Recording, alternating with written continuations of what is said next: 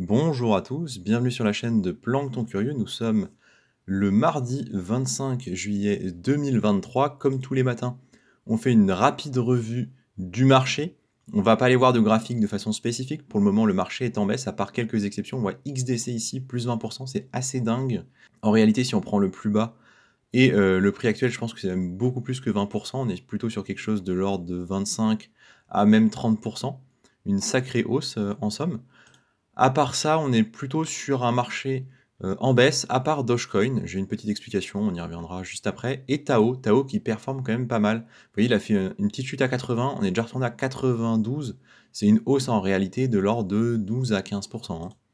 Assez impressionnant du coup, il tient bien la route, hein, donc on est loin des 6% réellement affichés là. Donc de manière plus large en fait, Bitcoin qui traîne hein, autour des 29 000, on voit qu'il ne se passe pas grand chose. On a eu une baisse hier de l'ordre de 2 à 3%, un petit rehaussement ici. Sur les plus bas, je crois qu'on allait un peu en dessous des 29, tout juste, on est allé à 29 000.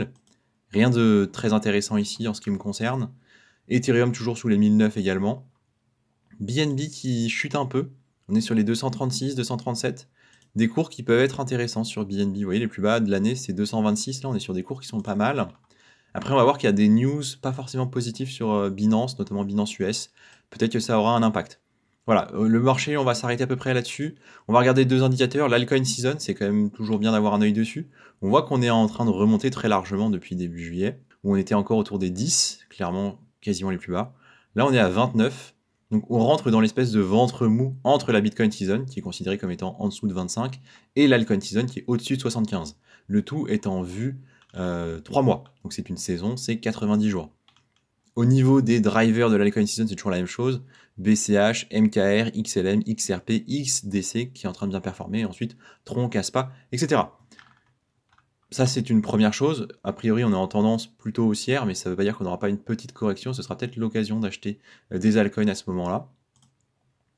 Autrement, si on regarde sur Bitcoin, on voit que les résistances des 31 000 et 32 000 sont toujours présentes, notamment les 32 000. Je rappelle cet indicateur-là. Plus le trait est clair, plus il est jaune pétant, plus il est blanc, et plus les ordres sont importants en termes de volume. Donc on voit qu'on a à l'inverse une espèce de résistance qui commence à se dessiner autour ici des 28 500 approximativement, et qu'à l'heure actuelle, le prix ne rencontre pas tellement de résistance ou de support en termes de volume, d'ordre donné, en tout cas notable sur les échangeurs. Donc pour le moment, on évolue sur un terrain plus ou moins incertain, on pourrait très bien aller au 28 500. Titre personnel, ça m'impacte pas plus que ça. Ce qui est intéressant par contre, c'est de regarder qui achète et qui n'achète pas. On voit que dans l'ensemble, le marché est plutôt sur une position attentiste, avec des volumes très très bas, proches de zéro, vous le voyez ici. On a pourtant deux types d'acteurs qui achètent. Les très gros portefeuilles qui achètent du Bitcoin, entre 1 million et 10 millions. Donc les plus gros achètent en ce moment. Et les porteurs un peu moyens, entre 1000 et 10 000 dollars, vous voyez, se rejoignent. Donc c'est assez intéressant de suivre ça. On va voir si ça se confirme dans les prochains jours. À l'heure actuelle, on est quand même sur des volumes qui, il me semble, sont assez bas. Voilà, on a des volumes de 14 milliards. Maintenant, on va passer sur les news. On commence tout de suite par Twitter. On en parlait un petit peu hier. Donc Twitter qui va devenir X. Twitter est en fait géré par la société mère X Corp depuis mars de l'an dernier. Donc en fait, c'est quelque chose qui est assez cohérent, qui va dans le sens de cette construction. Donc on peut le voir ici, le logo de Twitter et d'Elon Musk, c'est devenu ce X dont on a un peu parlé hier. Ça ne nous impacte pas plus que ça. En revanche, il y a quand même un ou deux meme coins qui en ont profité, notamment un qui s'appelle XMeme, qui est pris, je crois, dans les 4000%. L'autre point, je vous parlais un petit peu de Doge, qui a l'air de performer un petit peu. Pourquoi? Vraisemblablement parce que Elon Musk, en fait, dans sa description, a mis comme localisation, ici vous le voyez, donc il y a le X, évidemment, et le D, qui ressemble très fortement au D de Dogecoin, avec la petite barre. Donc il y a de grandes chances qu'il y ait un lien avec ça. Ça peut être un indicateur, ou peut-être pas du tout, on n'en sait vraiment rien. Voilà, c'est tout pour Twitter. On continue en Amérique avec Ripple et la SEC. On s'y attendait un petit peu, on n'avait pas de date, et d'ailleurs on l'a toujours pas. La SEC va faire appel de la décision du juge qui avait décidé que Ripple ne serait pas une securities. La SEC va aller contester la décision. L'idée c'est qu'un autre juge donne son avis, et que celui-ci sera peut-être plus en faveur de la SEC, ou peut-être pas. Donc à suivre, bien évidemment. Peut-être que ça va prendre des mois, voire des années en revanche, car on le sait, le précédent procès a duré depuis 2020. Toujours en Amérique, la SEC qui accuse Binance US d'avoir massivement recouru au wash trading. Qu'est-ce que c'est le wash trading? Petite définition de Wikipédia. C'est une forme de manipulation du marché dans laquelle un investisseur vend et achète simultanément les mêmes instruments financiers pour créer une activité artificielle trompeuse sur le marché. Concrètement, j'ai des bitcoins, je les vends et je les achète. Comme ça, il y a des volumes alors qu'en réalité, il ne se passe rien. Plusieurs motivations possibles. Augmente artificiellement les volumes de transactions, c'est ce dont on parle dans l'article, en donnant l'impression que l'instrument est plus demandé qu'il ne l'est réellement. Donc on crée de la demande fictive, et générer des commissions aux courtiers afin de les dédommager pour quelque chose. Parce qu'évidemment, les courtiers, et c'est le cas de Binance, se rémunèrent essentiellement sur les frais de transaction. Cela a été fait par certains des participants au scandale du Libor.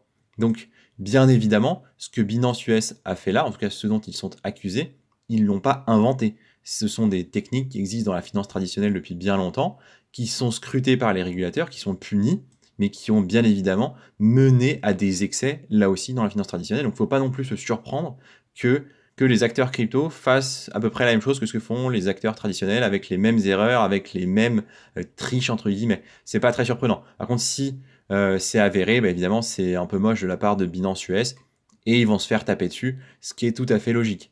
Maintenant, est-ce que Binance US, c'est pas de toute façon un peu un projet mort, hein? Est-ce que c'est pas un peu un cadavre ambulant pour les échangeurs centralisés? Peut-être, en tout cas à suivre. Ça me fait une transition tout à fait bien choisie parce que le terme de cadavre à la dérive est exactement le terme qui a été utilisé par le futur chef de la Banque centrale chinoise. On en a déjà parlé il y a un certain temps, donc c'est monsieur Pan Gongzhen qui va arriver dans les prochains mois et qui apparemment a un dédain total pour Bitcoin. Alors il faut savoir quand même que l'article recycle des informations qui datent un peu. C'est-à-dire qu'en 2017, il avait eu cette fameuse phrase « Asseyez-vous au bord de la rivière, regardez, et un jour, le cadavre de Bitcoin flottera devant vous ». C'est un peu un proverbe chinois qui a été remanié pour tirer sur Bitcoin. En réalité, depuis, il n'a pas dit grand-chose. Donc à suivre, en tout cas, c'est toujours l'occasion de se rappeler qu'il y a un nouveau monsieur qui va prendre la direction de la Banque centrale chinoise et que ça peut avoir un impact tout à fait notable sur l'économie et les cryptos. À suivre, mais pour le moment, rien à signaler. On va maintenant en France, et ça c'est assez intéressant, le rapport KuCoin qui a fait son étude sur le marché français. Je trouve que c'est tout à fait pertinent, donc c'était au mois de mai dernier, donc ça reste très très récent. Il nous propose du coup une analyse portant sur 500 investisseurs crypto adultes âgés de 18 à 60. Donc déjà, on revient sur l'échantillon. 500, c'est intéressant, ça permet de faire des stats, mais est-ce que vous considérez que 500 personnes, c'est représentatif des presque 70 millions de personnes habitant en France? Voilà. C'est la première chose à avoir en tête. Est-ce que 500, c'est vraiment représentatif? À chacun d'avoir son avis là-dessus. Moi, je pense que c'est un peu léger, mais ils ont le mérite de proposer des stats et c'est toujours intéressant de les suivre. Donc que nous dit l'article? Les 6 derniers mois semblent avoir drainé un grand nombre d'investisseurs, contrairement à ce que le contexte aurait pu nous faire croire. Parmi eux, la plus forte progression est portée par la génération Z entre 97 et 2010. Donc ils font appel à cette image-là, qu'on peut retrouver un tout petit peu plus bas dans l'article, ici. Donc ce qu'on voit en fait, c'est du coup depuis quand les personnes interrogées sont dans la crypto. Donc depuis plus de 3 ans, on voit que ça tourne entre 18 et 25%. 1 à 2 ans, c'est autour de 28. 6 mois, c'est 14 à 23, on le voit ici. Et moins de 6 mois, en fait, c'est la majorité des gens, ce qui est quand même tout à fait intéressant, avec une grande majorité pour la Gen Z, donc les 97-2010, qui sont pour 40% des personnes de cette génération et avoir répondu positivement. En réalité, c'est très peu, parce que c'est 8%. C'est-à-dire que ça, c'est le gros point à prendre.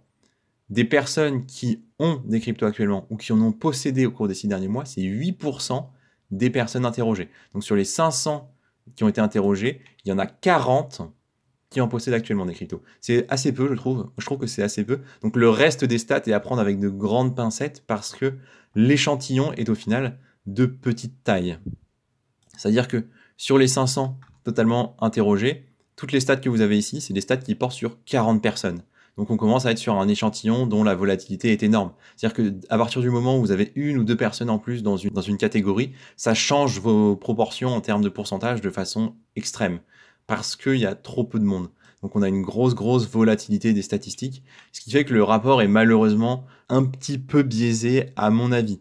Maintenant, c'est toujours sympa d'avoir des stats comme ça, c'est toujours sympa de pouvoir se renseigner un peu. Je vous invite à aller le lire, le rapport en somme, il est quand même assez intéressant et c'est toujours bon d'avoir des idées et des ordres de grandeur.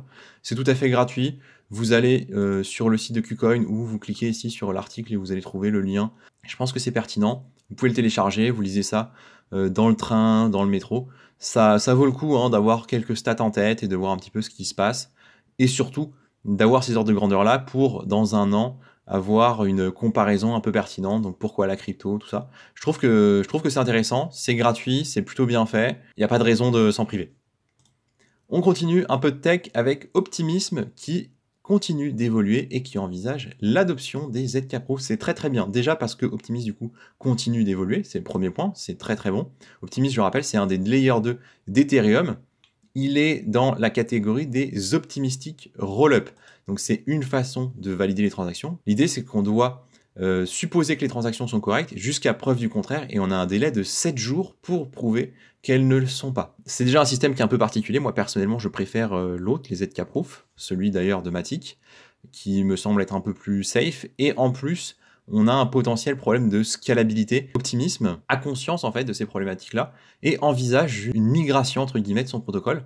Par exemple, ici, on voit qu'on a une équipe en fait qui travaille sur risque zéro et pour mettre à jour en fait le protocole de preuve de faute d'Optimism afin qu'il utilise des zero knowledge proof. Donc c'est la même technologie que Polygon Matic. Moi je trouve que c'est une bonne nouvelle. S'ils vont dans ce sens-là, vous voyez, j'aurais plus envie d'en acheter de l'Optimism. Je serais plus intéressé. On continue ici avec WorldCoin, ça va être la dernière news de cette revue d'actualité. Donc, pourquoi WorldCoin c'est intéressant? Diamond Token a été lancé hier. On fera une vidéo spécifique dessus, donc on va pas creuser exactement ce que c'est WorldCoin, on va juste parler de qui est derrière. Tout simplement, c'est monsieur Sam Altman. Donc normalement, vous le connaissez. Sam Altman, c'est un des cofondateurs de OpenAI. Et OpenAI, c'est ChatGPT. Voilà. Donc on a un très gros projet derrière, on a un gros backup. Il propose son projet crypto. On en parlera plus en détail, c'est sorti hier, donc je pense pas que dans tous les cas soit le moment d'acheter. Là, c'est à mon avis pas le moment. Il pose beaucoup de questions, il y a déjà des critiques, il y a un article par exemple avec Vitalik Buterin qui nous dit pourquoi est-ce qu'il considère que c'est potentiellement quelque chose d'assez risqué. Donc on en parlera, je ferai une vidéo spécifique dessus, peut-être pas aujourd'hui, mais certainement dans la semaine ou la semaine prochaine, parce que c'est un projet dont il faut parler.